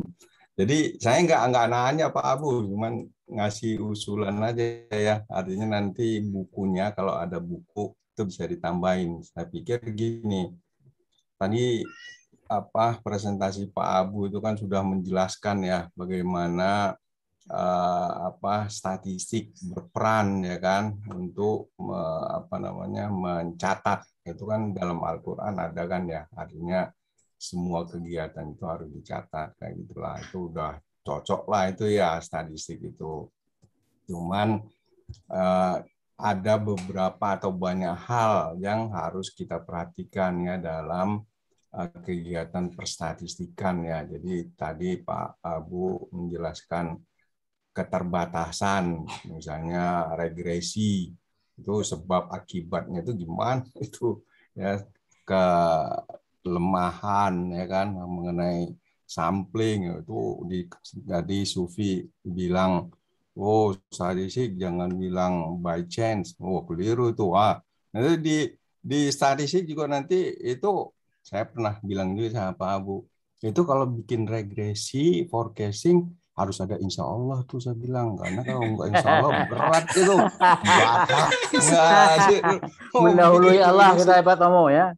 Mendahului Allah namanya itu ya. Sembarang aja. Nah, harus ada itu di kan nggak di akomodasi itu di buku-buku regresi.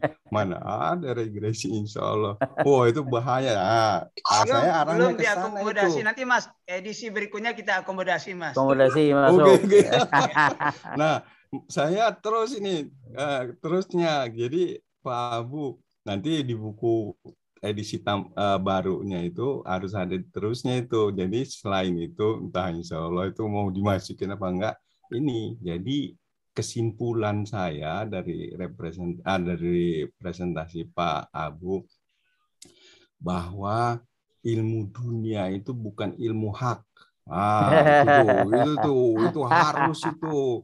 Ya, jadi jangan dibawa mati ilmu statistik itu ilmu hak. Ilmunya masih banyak kelemahannya ya.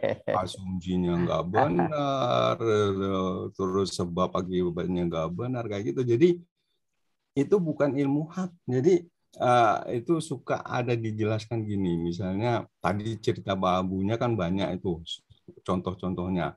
Jadi orang ditanya, Anda hidup tuh karena apa? Nah, Pak Emil nih nanti ceramah itu. Anda hidup karena apa? Karena jantungnya berdetak. Jadi karena Anda jantungnya dulu yang berdetak, baru Anda hidup. Wih, berat itu. Nanti Pak Emil. Jadi itu jangan dibawa mati bahwa ilmu dunia itu ilmu hak. Itu hilangkan aja. Itu tuh banyak kelemahan tuh ilmu dunia. Karena untuk menjawab kenapa Anda hidup, kok tiba-tiba dari kecil tahu-tahu hidup? Apa karena digerakkan oleh jantung, paru-paru? Siapa yang ngidupin jantung paru? Itulah. Jadi artinya, jadi itu.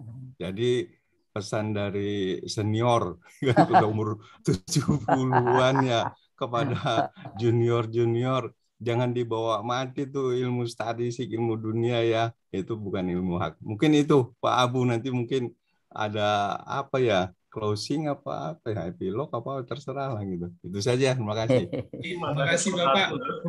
Mungkin Pak Profesor Abu, mungkin Pak bisa menanggapi dulu atau bagaimana? Yang lain dulu saya kira. Yang lain dulu. Yang lain silakan Pak Roni. Baik, terima kasih. Assalamualaikum warahmatullahi wabarakatuh. Waalaikumsalam. Ini materinya tadi dari awal saya sambil pengen nyambi, ternyata nggak bisa sambi karena materi ini berat dan dicerna ulang, harus dicerna ulang mikirnya karena memang ternyata iya banget gitu. Kalau bahasa orang Betawi itu iya bener gitu. Nah, ini memang salah satu keuntungan kita dapat guru yang paripurna ya, Pak Abu, itu dari sisi knowledge statistiknya dapat, implementasi dapat, ilmu apa istilahnya tadi akhiratnya dapat, sehingga terkait semua itu, manfaat semua. Sufinya, iya betul. Nah ini kalau saya boleh lihat, ini mungkin tadi ada penjelasan Pak Slamet Sutomo, kemudian juga tadi Pak Zainal, itu ada saya teringat dengan seri diaspora sebelumnya yang kalau nggak salah judulnya statistik menipu nih, kalau nggak salah ya Mas Bagus ya. Masih ada berkait. Nah ini topik yang dibawakan tadi, kalau dari itu dari dua sisi mata uang sebetulnya. Ada tadi saya lihat ada tabel kontingensi tadi. Ini sebetulnya kalau saya lihat kondisi saat ini itu banyak juga penikmat statistik yang mengambil dari sisi yang mungkin kurang baiknya tadi. Seperti yang tadi pengambilan kesimpulan, kemudian pengambilan kebijakan, sehingga dia mencoba mengambil keuntungan dari seolah-olah ilmunya sudah menggunakan ilmu statistik dan seolah-olah ilmiah.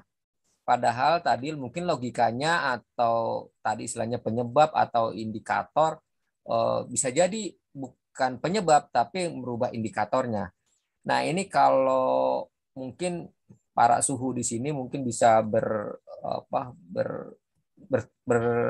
menambahkan ilmu ke kita ini, bahkan untuk beberapa acara TV, kemudian survei, polling dan lain-lain, bahkan untuk kebijakan itu semuanya menggunakan angka dan semua bicaranya data, dan itu ternyata banyak digunakan untuk hal-hal yang sesuai dengan tujuan sendiri-sendiri gitu.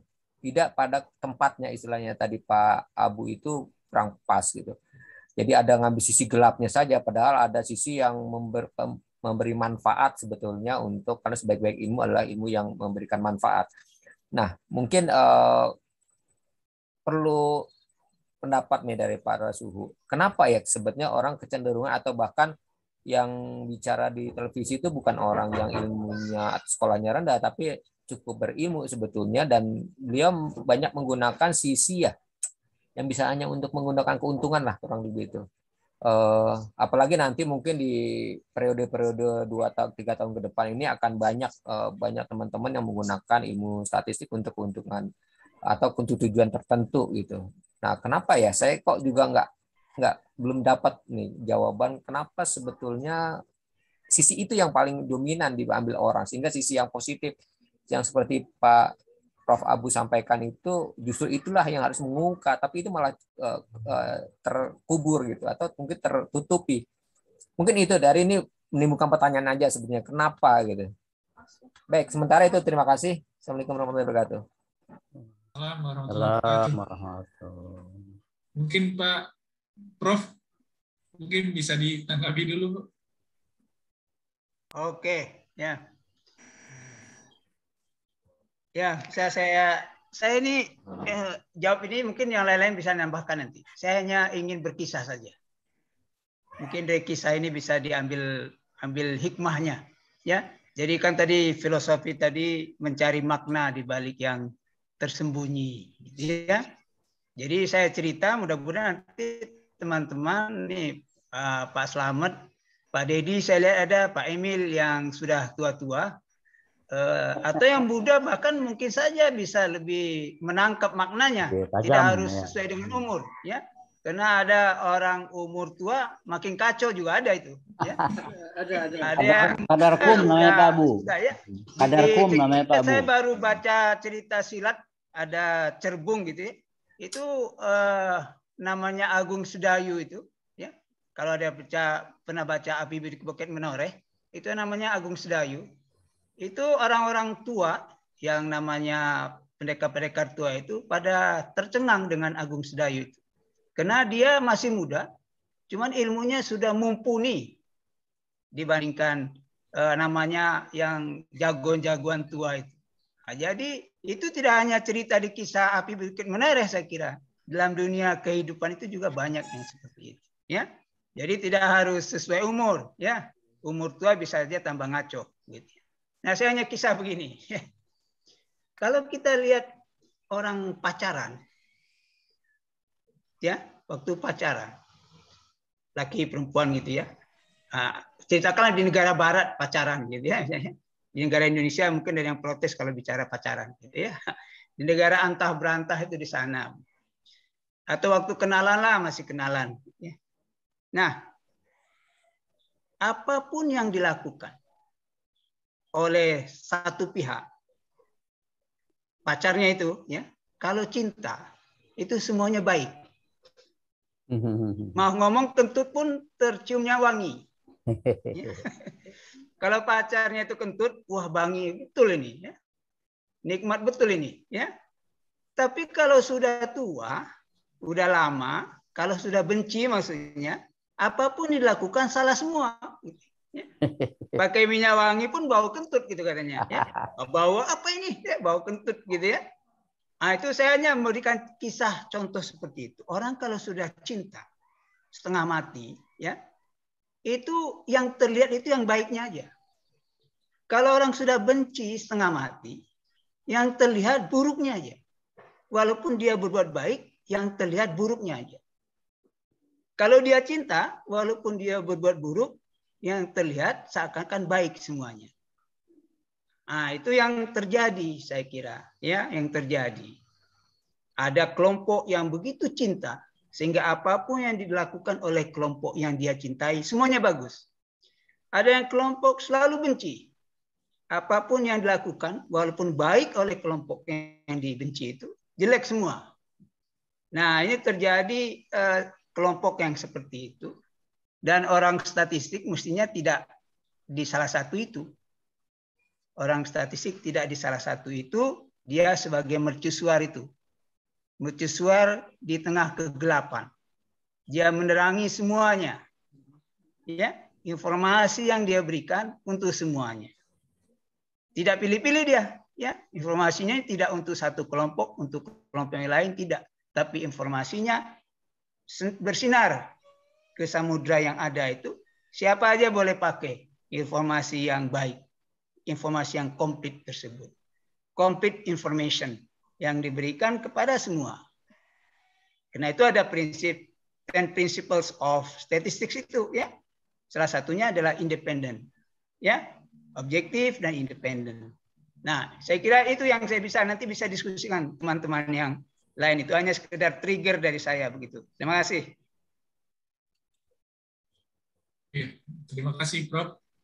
Masih ada yang raise hand ini satu lagi. Silakan Pak Rahmat sebelum ada yang menanggapi yang lain. Terima kasih Pak Farudin. Assalamualaikum. Terima kasih juga kepada Profesor Abu yang sudah menyampaikan materi yang sangat luar biasa. Assalamualaikum warahmatullahi wabarakatuh. Sudah ya? Selamat siang. Saya pikir pemikiran daripada statistik filosofi ini kalau di negara lain yang kurikulumnya selalu updated, apalagi sekarang big data itu dipakai untuk dasar pengambilan keputusan, di mana big data itu meraup semua data yang kita biasanya adalah datanya terstruktur, di situ datanya tidak terstruktur. Jadi termasuk di dalamnya sebenarnya filosofi ini. Apakah mungkin ke depannya di STIS ada bagian dari official statistik membaca angka itu, ada mata kuliah statistik filsuf gitu kali ya, atau ya mungkin statistik filosofi, tapi mungkin perlu dijargonkan menjadi kayak statmat semacam itu. Mungkin kita cari nanti kata-kata yang sesuai. Kalau sekarang ini dalam menghadapi era yang sangat cepat disrupsinya, ilmu-ilmu terobosan baru perlu diciptakan, diklasifikasikan supaya mudah ditularkan dan dipelajari kelompok-kelompok pihak lain. Mungkin pemikiran saya itu untuk bahan diskusi, dan saya sangat menyambut senang sekali kalau ini dijadikan semacam buku atau di perpustakaannya STIS. Atau filsafat. Bisa ada begitu. Ya. Iya. Statistik barangkali ya. Iya, karena isinya adalah bagaimana mengkombinasikan yang selama ini sebagai lulusan AIS itu kan kita menunya menu angka, di mana kita di situ ada bicara outliers, tetapi ketika kita bekerja, kita menjadi outliers, langsung dimusuhi, langsung dipentungi, bahkan dikeluarkan. Itu yang saya alami, itu aja. Terima kasih. Ya, alami di mana, Ibu? Terima kasih, Ibu. Mungkin yang lain, Pak. Bapak Ibu, saya persilakan kalau masih ada yang Mas Risyanto tuh. Pak Risyanto, silakan Pak Risyanto. Dari Jambi ini. Aduh. Baik, terima kasih Mas Rudin. Kedengaran ya suara saya? Dengar Mas. Nah, terima kasih Pak Busar ya. Ini luar biasa ya kan, nggak usah dikomenti lagi lah kalau Pak Busar ini. Pak yang luar biasa, Pak Dedi dan lain-lain. Tadi ada kisah yang menarik bahwa statistik itu sebagai penerang, kan? Penerang dan tidak memilih siapa yang diterapkan gitu. Mau bajak laut, mau bajak yang lainnya lah gitu. Bisa nggak kita mencoba, karena ini tinjauannya adalah filosofis gitu kan. Kita sedikit kritis sebetulnya energi yang menerang itu, yang menyebabkan penerangan itu dari bahan apa gitu loh. Mungkin pertanyaan ini bisa dipahami sampai terangnya itu menjadi berbeda-beda gitu loh. Satu, kemudian yang kedua terkait dengan terangnya itu apakah statistik ini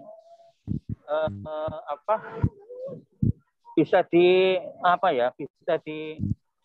dibawa angin ke kiri ke kanan gitu loh. Itu saja Pak Besar ya. Ataupun Pak. Waalaikumsalam. Warahmatullahi wabarakatuh. Masih ada atau Prof mungkin mau menanggapi Prof? Mungkin yang teman-teman yang lain ini kelompok diskusi lah. Ya, dibegali dari teman-teman yang lain itu, Bapak-bapak yang.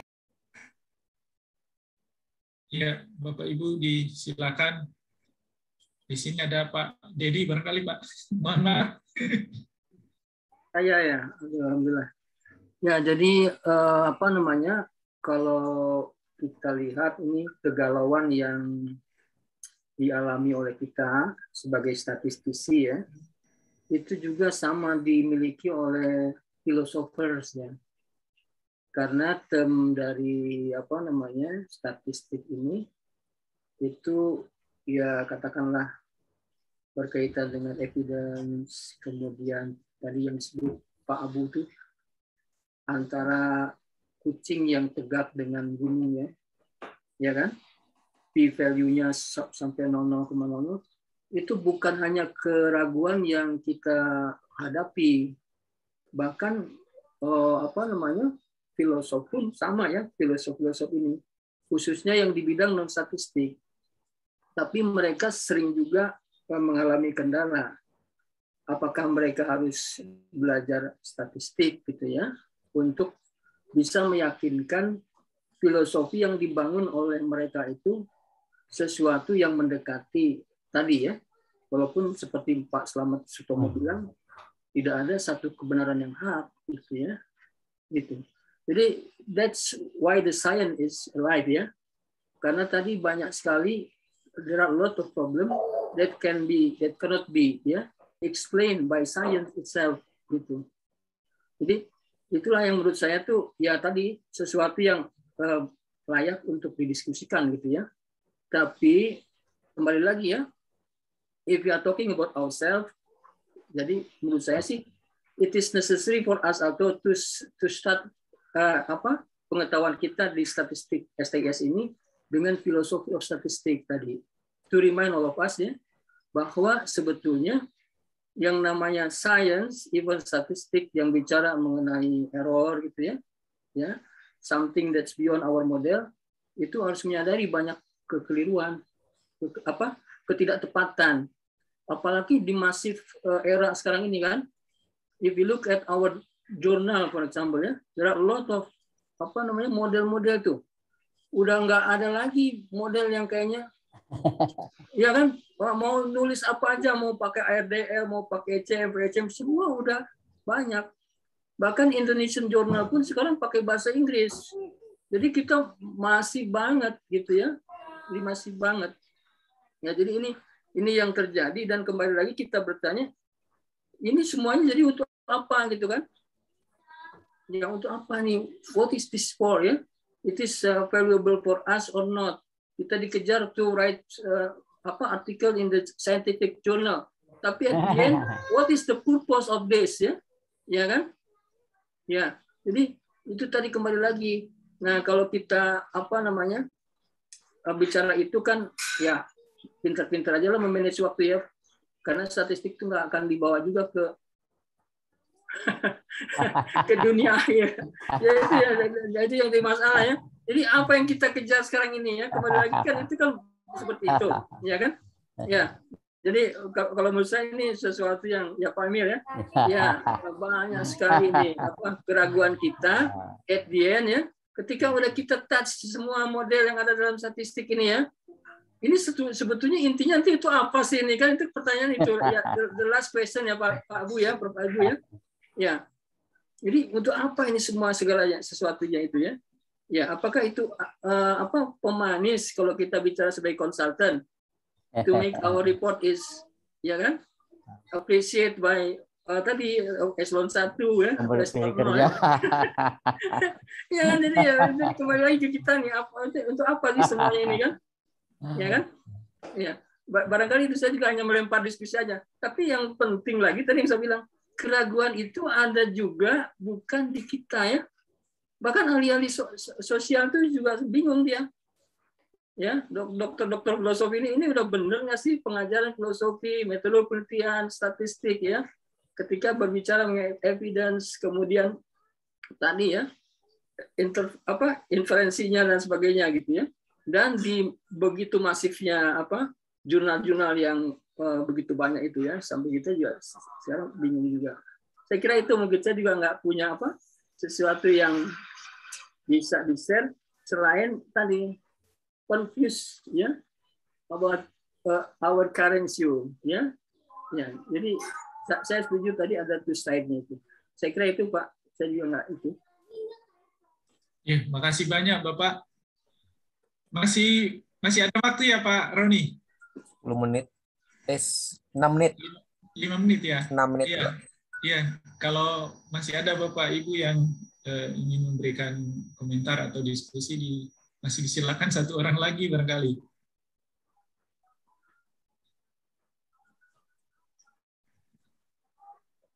Kandidat profesor. Oh, Pak Arizal mungkin tuh, Pak. Iya, Pak. Pak Rizal barangkali silakan, Pak. Bapak silakan. Ya. Ya, Assalamualaikum warahmatullahi wabarakatuh. Waalaikumsalam warahmatullahi wabarakatuh. Semoga semua sehat.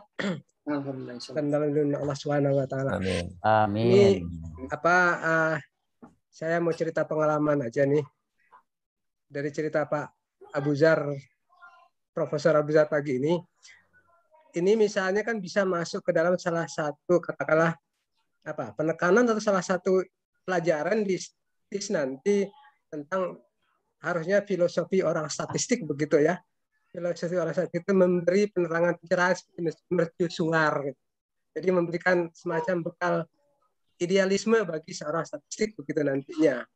Di satu sisi itu misalnya itu diberikan. Tetapi nanti ketika sudah masuk ke dalam jaringan pemerintahan begitu ya.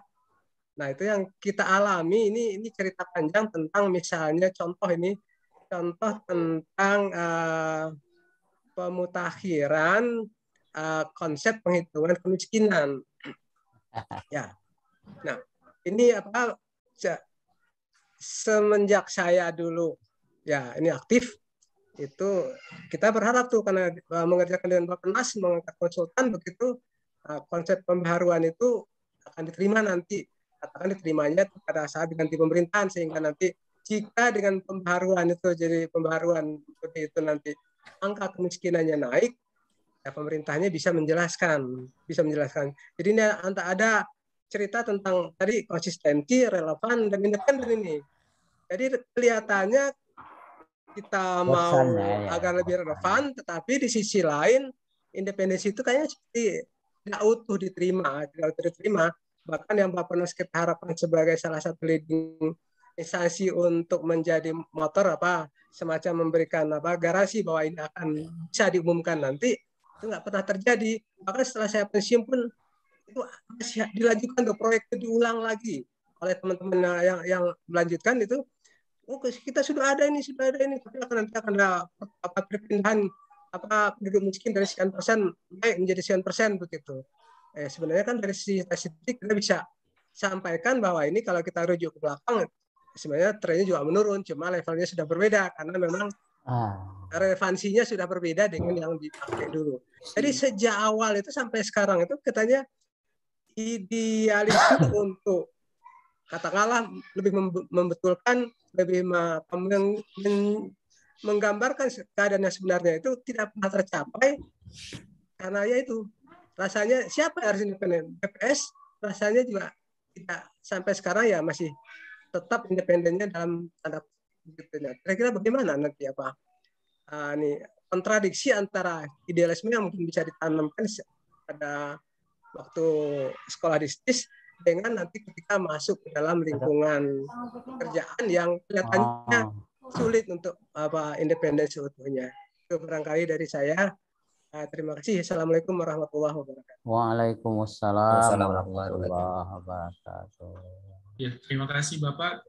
Mungkin karena waktu, mungkin ya Pak Roni ya, karena waktunya ini sudah mau masuk zuhur juga, ya mungkin kita cukupkan diskusi pada hari ini ya.